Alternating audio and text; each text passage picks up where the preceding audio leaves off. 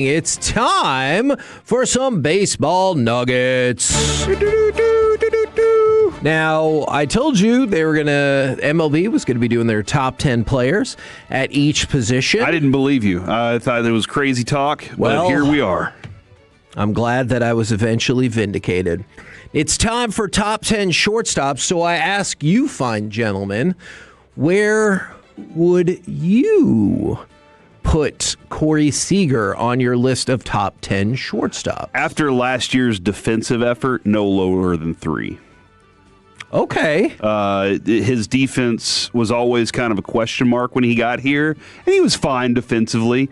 Last year, he was special, and that's I say that in terms of like he had some range that I hadn't seen him have. Now, could that have cost him some games? Possible. I don't know, dude. Yeah, I keep thinking about somebody yesterday. They texted in and they said every time Corey Seager legs out a single, they get nervous that he's about to be out for a month. I never want him to run to second base. Yeah. Don't even try a double is my thought. Yeah. And then I'm like, if he's on second base, I don't want him trying to score from there.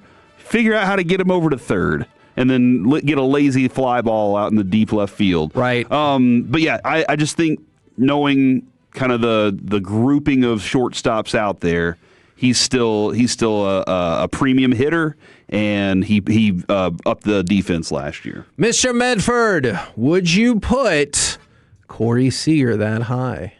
I would say 3, no lower than 4. I could understand why maybe the injuries and stuff might knock him out of the top 3, but like Corey said, when he's on that field, he is still special, and he is still uber consistent.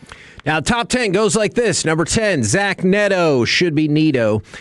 Ellie De La Cruz, Jeremy Pena, Trey Turner is 7, and Geraldo Perdomo is number 6. Moving into the top 5, Mookie Betts. Position change that put him in a really good spot. Like, he's really...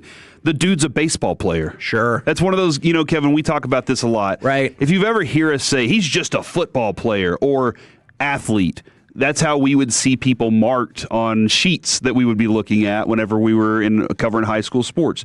Athlete means he can run, he can do all these things. He might not be really good at one spot, but he's good at everything. And Mookie Betts has proven I can play the outfield, I can play second, short. Where do you want me? Right. I can do it.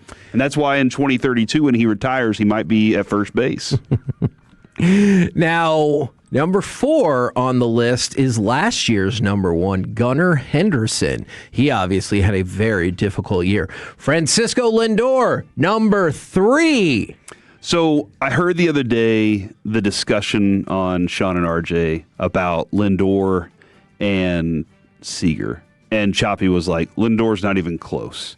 He was like, not even close, but he was like, I would take Seager every single time over Lindor.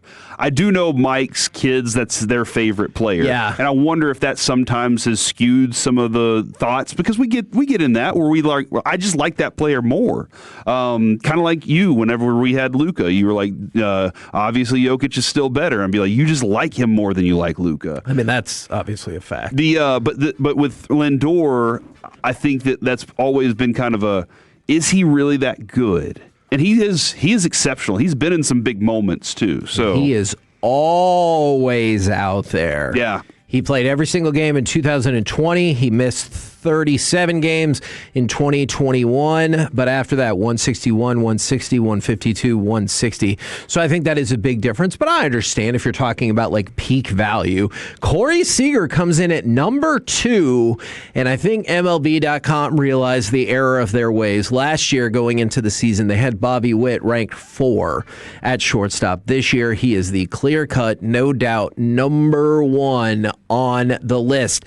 Tonight, they will go after center fielders, and then we'll pick it back up on Monday with catchers. Now, for the Rangers specifically, they put out their list of Major League Spring Training camp invitations to 9 players from within the organization. I think probably the one that's got everyone's attention is, of course, Sebastian Walcott. So Sebastian Walcott will be one of the players who does get a Major League Spring Training invitation. We will see how it goes. Keep in mind, We are a week and a half from the first workout with pitchers and catchers, and just 16 days away from the first full workout for the Texas Rangers. And in case you really wanted to know, their photo day is Tuesday, February 17th at 6:30 in the morning.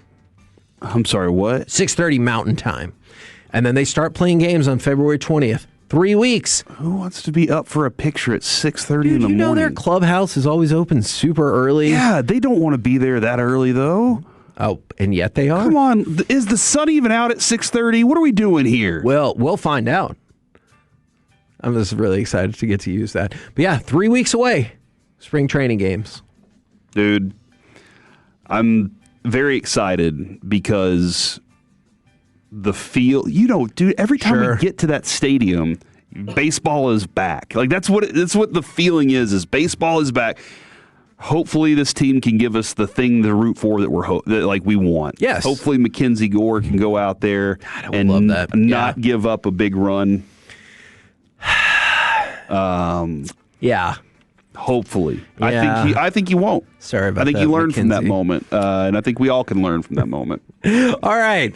Some other man. I hope that didn't upset As soon him. as you asked do you remember that? My brain went, oh no, I bet it was a moment that lost the state championship. I did not realize it was going to be a moment like that. That's the only run he gave up all year. I will say though, that's amazing, but I will say he did chuckle a couple times. He did. So he chuckled. He thought, he was like, I like these guys. So Anthony Rizzo, it looks like he is about to be added by NBC as well. We already talked about Kershaw. They're loading things up for their studio show. Now, been wanting to ask this question for a while. How many division winners do you think will repeat in Major League Baseball? So if you look at the pattern, it's been between 2 to 4 every year since 2018. Okay. So it goes 4, 3, 3, 2, 2, 3, 3, 4. So you do see a pretty good amount of repeat winners. And so you've got the Dodgers, Brewers, Phillies, Mariners, Guardians, and Blue Jays as your defending divisional champions. Okay, I have 4 that I think are going to be there next year. I think the Dodgers are going to do it again. Because they signed Giannis and all those other people. And they're like, hey, let's go ahead and get some other superstar Olympian, I'm sure they will. I think the Brewers are going to do it again. They're one of those teams that you're just like, what? The Brewers, really? And they just have this consistency. I think the Phillies will do it again. Oh, so you like the sweep in the National I League? do. And then I think the Mariners. Other than that, I think the other 2 will swap. So I think we're going to get 4 this year. Are you thinking Tigers? Yep. Since obviously for most of the season they definitely should have won that division. Now obviously they had an insane collapse. Now they trade Scooble, that could change everything. Probably to the Dodgers. And I'd love to see the Royals actually stand up and do the thing that we want them to do. Right. We keep hoping that the Royals can do something because we like Bobby Witt Jr. so much. Sure. But I think it's there's a combination in that AL East. I think the Yankees are going to. Aaron Judge sounded very committed. He was like, we finished in second place last year. That's not going to happen again. Yeah. And I was like, oh, the Judge has spoken. And the Mets went ahead and picked up Craig Kimbrell along the way in case you're invested in that. But yeah, Corey, with 4 of the potential 6 defending divisional champions to go for their repeat.